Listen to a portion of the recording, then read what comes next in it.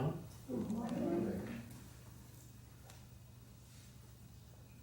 Today is the first practice after our Bodhisattva retreat, where we were studying the 7 factors of awakening or 7 factors of enlightenment.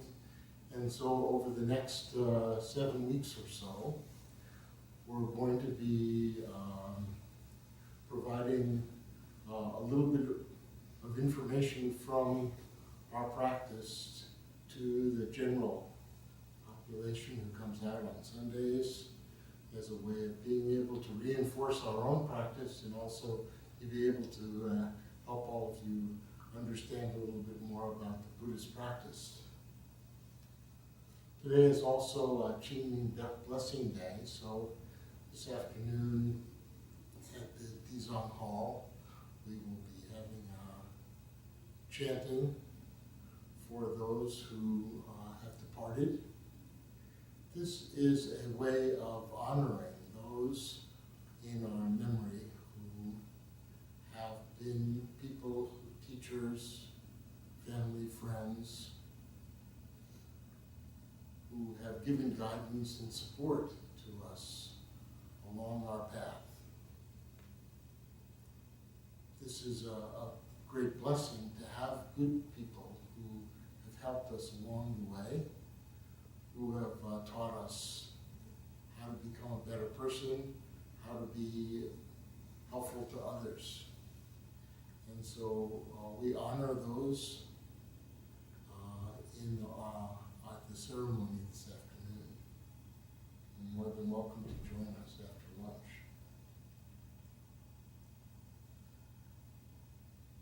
I also note that this is the Chinese New Year of the wooden horse.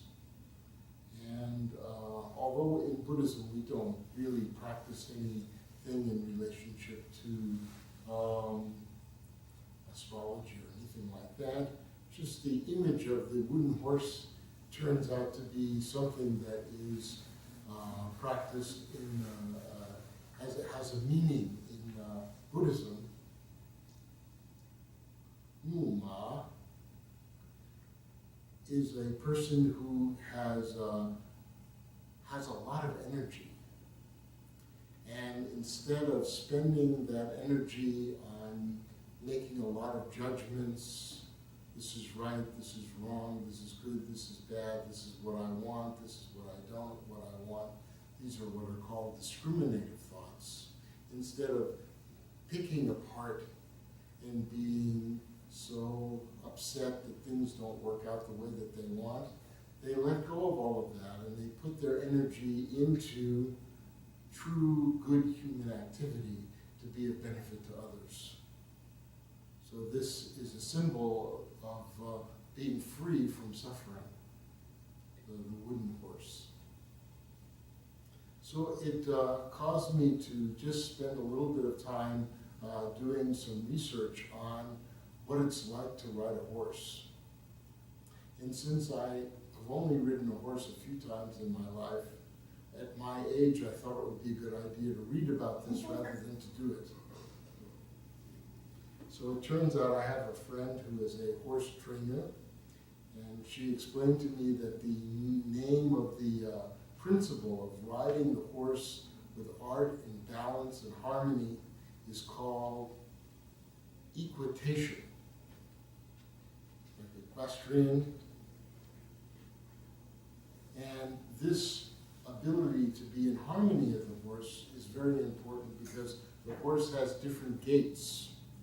Sometimes the horse will walk, which is, she says, is a 4-beat experience, and you do what's called sitting the horse. And sometimes the horse will trot, which is 2 beats, and then you have to do what's called posting in unison. That means that when the horse goes up, you go up, and when the horse goes down, you go down, so that you're in harmony with the horse.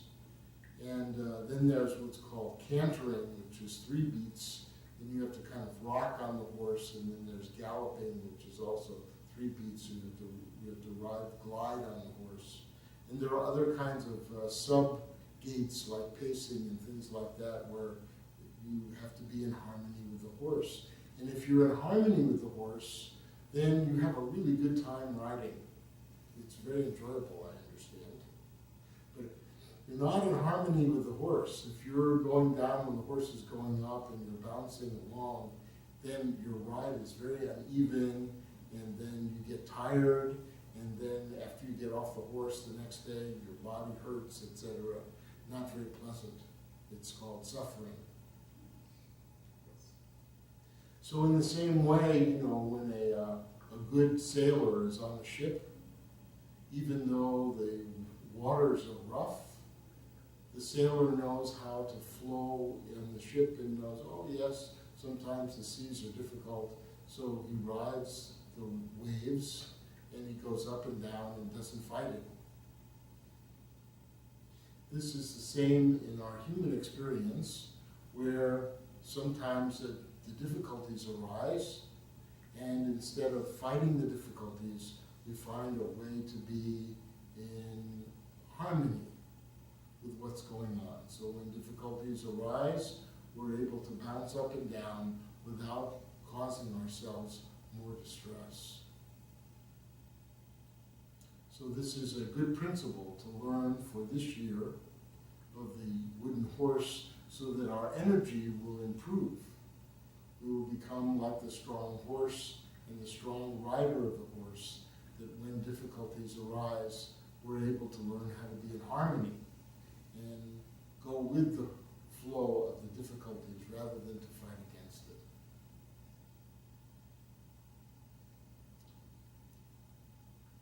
So in my short talk over the last weekend, I mentioned that there was a famous researcher in the field of mindfulness, whose name is Jon KabatZinn.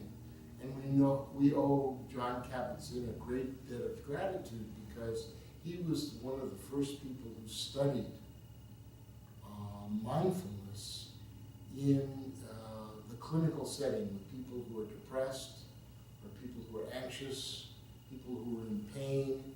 He was the person who saw that practicing mindfulness training and meditation could benefit them, so that they wouldn't have to suffer quite so much, and that this was very beneficial. There are a number of researchers who are involved in this practice, bringing our understanding of science to mindfulness. One of them, his name is Richard Davidson, who studies the brain and the brain chemistry and sees the electrical activity, etc., in the brain using functional MRI machines, and being able to show that when people do meditation, what changes happen in the brain. And just a few weeks ago, he visited MABA. We're very happy to host him here. He was here during the week when he was giving some talks at Washington University. So in some our news articles recently, there have been some criticisms about Jon KabatZinn, and I started to read those criticisms, and I was very perplexed, because the people who were writing this were saying, oh, this idea of living in the moment, this is foolishness, they were saying.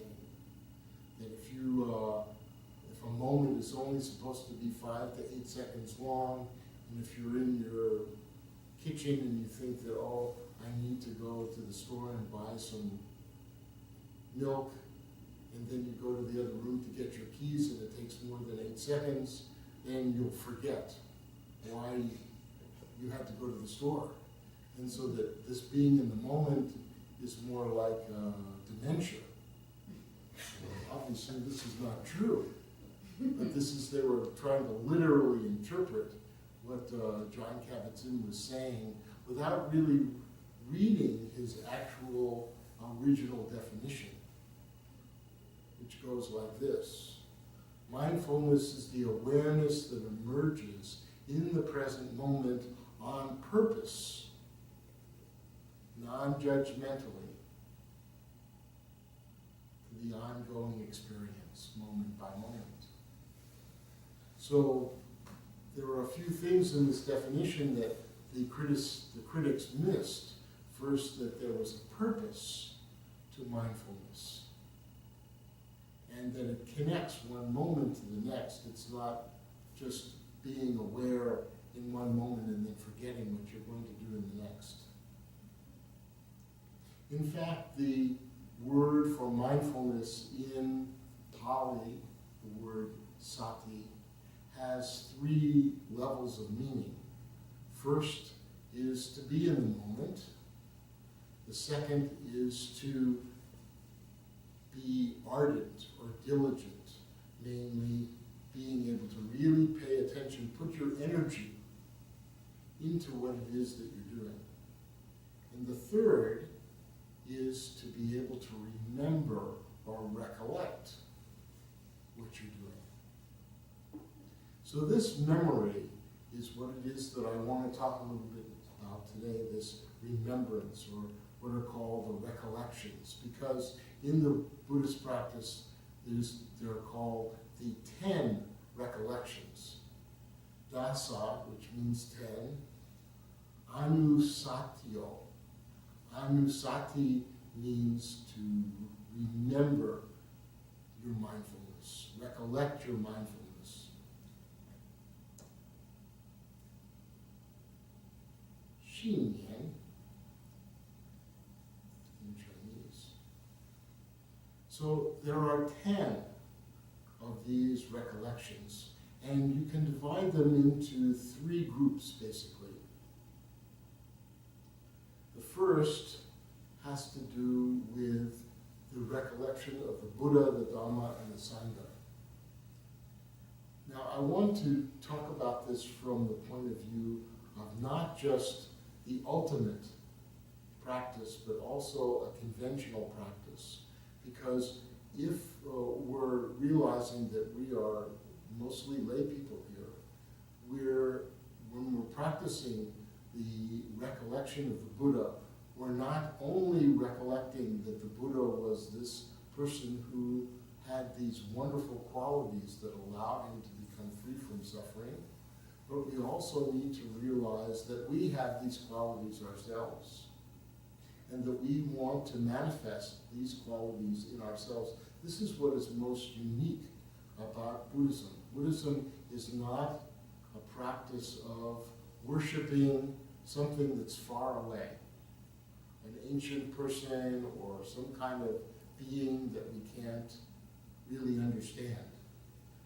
The Buddha is really someone, a principle within us, our own ability to become enlightened. The Buddha is a title that comes from the words meaning to become awake. And we're all capable of becoming awake. That's why we're practicing. So to recollect the Buddha is to remember that we have our own purpose. Our own purpose is to become a Buddha, to become fully awake, to be liberated from suffering, and that that's possible for us to do. So this happens in 2 ways. One way is that we practice very formally to learn the principles and to put them into practice. In the second way, we learn to do this in every moment of our lives. So whatever it is that we're doing, whether it's studying a book or doing meditation or interacting with a loved one or going to the store, we put our purposefulness, our mindfulness into what it is that we're doing. And when we do this, we're practicing the anusati of the Buddha, Buddhamam anusati. We're actually putting our mind right there. The second recollection is of the Dharma. The Dharma means that we're putting our mind into the teachings, that we remember the teachings and we put them into practice.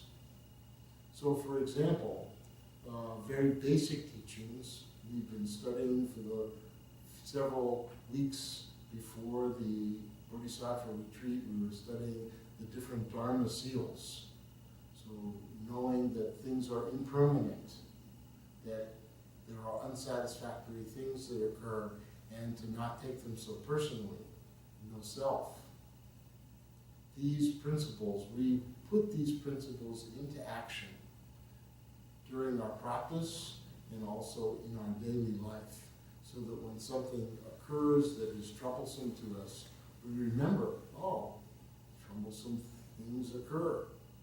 Not just for me, it's not something personal, and it's impermanent, it's not going to last forever. So we remember the teachings. So now we have the recollection of our purpose to be the best that we can be, to be liberated, and we also have principles that help us do that. The third, in the first section of the Recollections, is of the Sangha. The Sangha is the community. So there are two meanings to the word Sangha. One is the Sangha means the monastics who have devoted themselves to renouncing worldly concerns, worldly desires, so that they can represent how to practice in the strongest way in a monastic community. But also the Sangha for us as lay people will extend outward to mean all of the people that we practice with, all of the people that we are associated with. And it is so important for us to pick good friends to be associated with, good companions. Because if we pick companions that are troublesome to us, sometimes it's easy for them to tug us into behaviors that, and into ways of looking at the world that can cause us more distress. This is the influence of almost like we call it in psychology, contagion. You know, it's like if somebody has a cold and they sneeze on you, you might get that cold. So until your psychological and spiritual immune system is strong enough, we want to recommend for people to spend as much time as they can with people who are good associates, good companions. So these are the first three of the things to remember. Remember your purpose to free yourself from suffering. Remember to learn the principles that work to help you. And remember to spend time with good companions. Now the next set of 4 principles are very important in terms of our daily life. The first is to know how to practice in a virtuous way. The virtuous practice means that we don't do harm. We were talking about this morning in the beginning introductory group about the importance of not doing harm. Because if you create harm to others, when you sit to do your meditation practice, your mind will be very disturbed by, oh, I did this or this person did that. Then the mind is very upset. So we use 5 basic principles called precepts to help us know how to practice well. The first is that we don't kill, particularly human beings, but we even extend it outwards to all living beings that have consciousness, animals, even insects. We know that animals and insects also have a right for happiness, and we don't harm them. So if we see amidst an insect that is in the house, instead of squishing the insect, we kind of scoop it up and we help it outside where it will have a happier life. So this is our practice of being virtuous. And if we do that for insects, how much more careful will we be not to hurt others either physically or emotionally, we will keep in mind that we want them to also be happy. The second is not to steal. Don't take things that don't belong to us. This is very important in terms of social harmony. In the world today, there are so many people who are in control of governments. They want to become leaders, but what the leaders are doing is they're just trying to grab for power and wealth, and they're trying to pretend that they have this power and wealth and that makes them more important than others. This can create all kinds of disharmony, and then can also lead to killing. So we have to be very careful about our attachments to stuff and taking things that really should be used for the general good. Then the third is being careful not to do sexual misconduct. Because if you do sexual misconduct, then people's feelings are very hurt. Many people particularly are susceptible to having all kinds of emotional reactions to having those parts of their life disrupted. Jealousies and envy and hurt feelings, and so pain associated with that can be very great. So we're very careful about that. And also then being careful about not lying, because whenever we do lying, it also is very hurtful. So learning how to tell the truth is very important. And also, this leads into the practice of right speech, which is a deeper subject when people recognize that most of our interactions with others are interactions verbally. And so being able to talk in the right way with others harmoniously, kindly, softly, gently, and honestly, these are very important qualities that we want to have, not to have harsh words, particularly with our loved ones when they don't do what we would like them to do. Sometimes the tendency is to become angry instead of maintaining our good feeling of kindness towards them and teaching them the right way. We become hostile, angry, and this creates a disharmony. We're not riding the horse well. And then finally, being careful, very careful about intoxication. We don't realize that intoxication is one of the chief causes of criminal activity. In the United States, the research shows that over 80% of the people in our prisons are there because they had a problem with alcohol or drugs starting in their teenage years. And we have more people in prison in the United States than in any other country in the world. And this is because we don't put the strong emphasis that we need to on teaching people the importance of not becoming intoxicated. Intoxication will disturb the mind.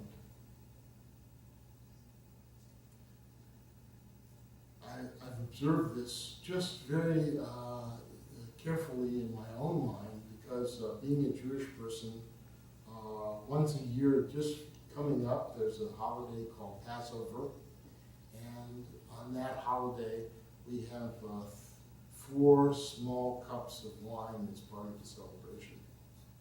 So about 10 years ago, I'm drinking the 4 cups of wine. Actually, I think I only drank 1 cup. And then I went to sit in meditation afterwards. And I noticed my mind was still disturbed the next morning. And the next morning. And the next morning from 1 cup. Not worth it. So I stopped drinking wine now. At the holiday, I drink grape juice with the children. because I can tell if once your mind practices deeply, you can see that just even a little bit of alcohol can create just that little bit of fogginess in the mind. So it's a nice celebration. Passover is a very good holiday, but I don't have to have one. So these 5 principles: no killing, no stealing, no sexual misconduct, no lying, and no intoxication. These are basic principles of a Buddhist practice. So the next is called generosity. Generosity, we're now on step 5, so we have the Buddha, Dharma, Sangha, and virtue, sila. Now we have generosity. And in this particular teaching, I was surprised because I expected that the name of this teaching would be called Dana Nusati. Dana meaning giving or generosity, but they use a different word called chaga. Oh, what is this word chaga? So I had to do some research on this. C-A-G-A, C in Pali has a C-H sound. And I realized, well, there are 2 levels of dana, or giving. One is when you give and you have a thought in your heart, oh, I'm giving this and it's going to be of benefit to me as well. So I'm accumulating some merits by giving something to someone else. And it's true that we have a good feeling when we give. There have been lots of studies that have been done where people give a gift to someone and they notice, oh yes, that feels really, really good. The principle of chaga is that we give the gift and there is no expectation at all of anything in return. So it's a little bit higher level of generosity. So we're not thinking, oh, I'm going to get something in return. It may happen, but that's not the intent. But either way that a person practices is perfectly fine because it builds up this tendency in the mind of saying generosity is something that's very, very good to do. And generosity comes in different forms. It's not just a material generosity. That's just one form of generosity. But there are other ways that we give. We give of our time, we give of our heart. Sometimes we can offer our ear and listen to someone. This is also generosity. Just our presence is a generosity. The generosity of giving a teaching. If someone says, oh, can you help me with this? And you know how to do it. That's a generosity. And to help the person feel safe. If they're feeling fearful, this is also a form of generosity. So there are many ways besides giving money or goods. One of the ways that people traditionally in the Buddhist community have offered generosity to the community is that they prepare food for Sundays. So when they come out here, they bring a dish. Of course, we're vegetarians, and we don't use onion or garlic because of the strong flavor and smell of the onion and garlic is distracting. So we stay away from it. People will bring their food, or sometimes they'll come out here and cook. And this is a wonderful way of just providing some additional support for the community. It's a form of generosity.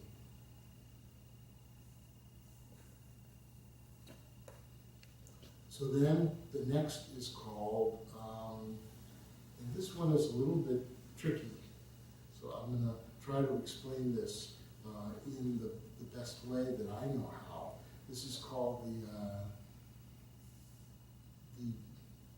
higher realm understanding, or recollection of the higher realms. So let me say a few things about this just from the psychological point of view, and that is that when the mind is highly disturbed, it's as if the mind is in a hell.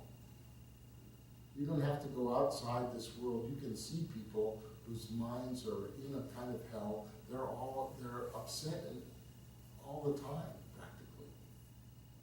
And then there are sometimes you'll see people and their minds are always in a state of wanting something that they can't have. If you really want to see that in action, not too far from here, there are a whole bunch of casinos.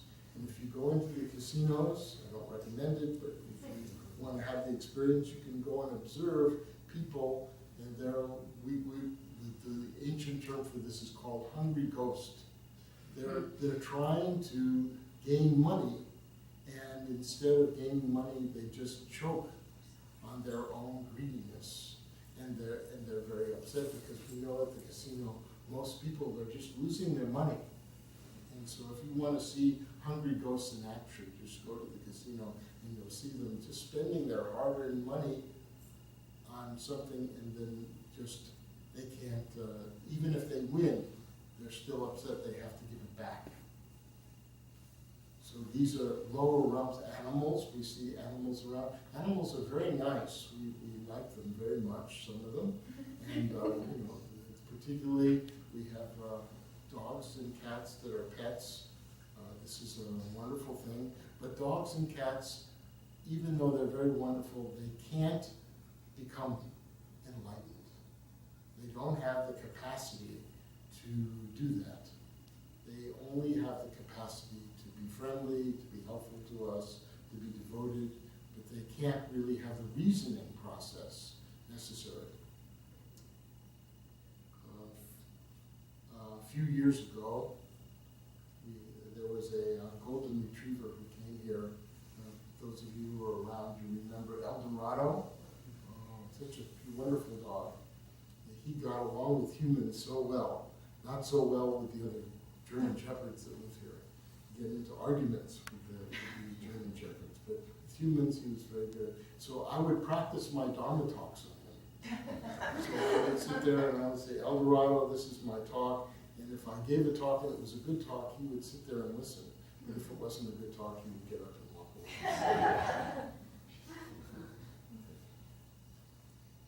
So we would like to have an understanding of how to attain greater awareness, greater realms, greater understanding, not just to be stuck in this world of suffering, but to be able to change our mind. And how we do that is we practice loving kindness and compassion, altruistic joy, equanimity. We learn these 4 practices so that we can put them into our daily life so that our minds go to higher levels of awareness. It's wonderful to be in a state of mind where whatever happens, you're always in a state of loving kindness and compassion, always in balance. This is very, very helpful. If not always, at least most of the time, this is very, very helpful. So this is how we practice an understanding of the higher realms. And then, number 7, called mindfulness of death. Now, this is important in a couple of ways because as today with Qingming Holiday Blessing Day, we remember certainly death. Death is very helpful because it reminds us of impermanence. It also reminds us of the preciousness of life. We don't take it for granted.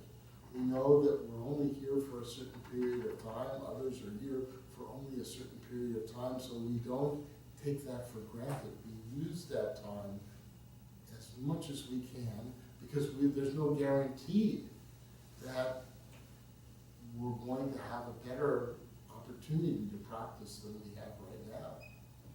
Here we live in a land which is fairly free from, we don't have wars going on around us. We have pretty much any of the resources that we need.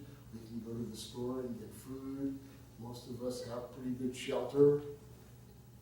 We also have the opportunity to have close by to the city, we have a monastery, and we have good teachers that can help us, even ordained masters who can come and visit and give teachings. This is a rare thing. This is very rare. There's nothing that says we're guaranteed that in the future. So being able to take advantage of it in the here and now is very helpful. So mindfulness of death is very important. And so there is a practice called the 5 remembrances that are inside of the 10 recollections. And I'm not sure, I think it may be in our booklet here today that we're doing. We're starting in the second booklet for chanting, but the recollections go like this. I am of the nature to grow old, there is no way to escape growing old. I am of the nature to fall ill, there is no way to escape falling ill. I am of the nature to die, there is no way to escape death. All that is dear to me and everyone I love are of the nature to change. There is no way to escape being separated from them. I inherit the results of my actions in body, speech, and mind. My actions are the ground on which I stand. So we remember these in our everyday life. This provides us the correct motivation to practice well while we're here. Then the last 3 of the mindfulness recollections has to do with the practice in meditation. The first one, part 8, is called mindfulness of the body. So in mindfulness of the body, this is rooted in what's called the foundations of mindfulness.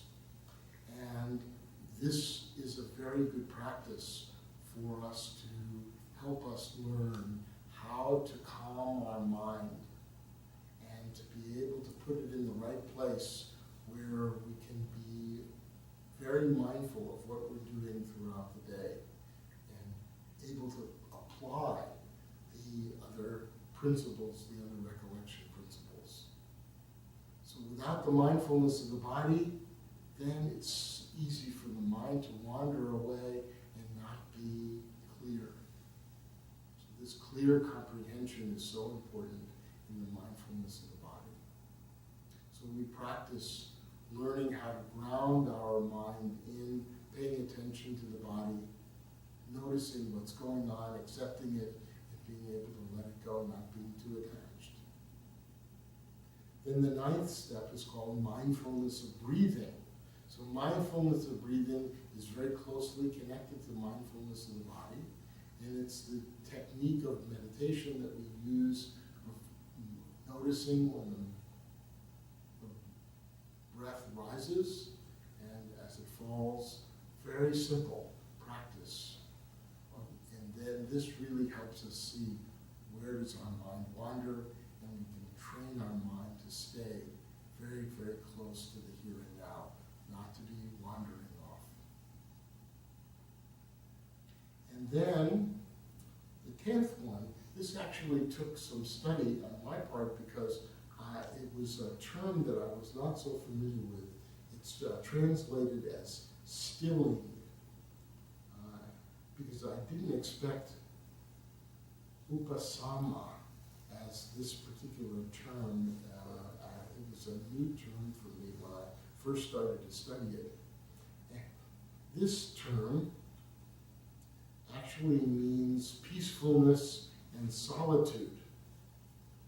And when I looked this up in a very ancient text to study it in more detail called the MABA, they talked about how in this practice a person learns how to dissolve their vanity, that was the term that was used, or the identity self-view. So this means that the person, when they practice stilling the mind, they see the tendency that the mind has to look at that and say, oh, how does that relate to me? How is this related to me? How does this tell me who I am? This tendency of personalizing everything. And then the mind learns to still that process and say, no, I don't have to make all of this about me. This is not my identity view. This is not my self-view. So being able to let go of that is the important practice. And today when we do the chanting, we'll be doing some chanting here today, I believe, from the Diamond Sutra. You'll see that there is a section where they repeat again and again about how a person, when they practice this particular Buddhist teaching, they realize that there's no such thing as a self-view, a person view, a living being view, or a lifespan view. All of that has been stilled. So these are the 10 recollections. So when we are doing our chanting today, we can become aware of how important it is to be connected to our remembrance of what is our purpose to become a Buddha, what is the teaching, be mindful of impermanence, of unsatisfactoriness and no self, be aware of the importance of having good companions, of practicing a virtuous path without harming others and ourselves, being able to be generous, knowing that we want our minds to rise to a higher level by being loving and kind and compassionate, being able to be aware that death is a certainty, and it makes this time that we practice very precious and important for us. So we practice mindfulness of the body, mindfulness of the breath, and we learn to still our attachments with ourself in a very straightforward, simple way.